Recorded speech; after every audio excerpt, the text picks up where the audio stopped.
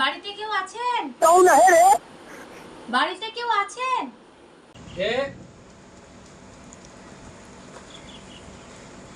হ্যাঁ বলুন, কি চাই? আমি সরকার থেকে জনগণনার জন্য এসেছি। বাড়িতে আপনাদের কজন মেম্বার? আমরা বাড়িতে 3 জন থাকি, আমি, আমার স্ত্রী আর আমার ছেলে। ও আচ্ছা, ছেলে ছেলে কি পড়াশোনা করছে? না না, ছেলে কোনো পড়াশোনা করছে না, ও ছাড়িয়ে দিয়েছি, আমি কাজে পাঠিয়ে দিয়েছি। পড়াশোনা করে কি হবে?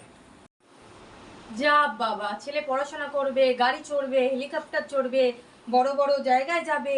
আপনি চান না ছেলের একটা গাড়ি হোক? তা তুমি তো পড়াশোনা জানো, তা তুমি কোন গাড়িতে এসেছো শুনি?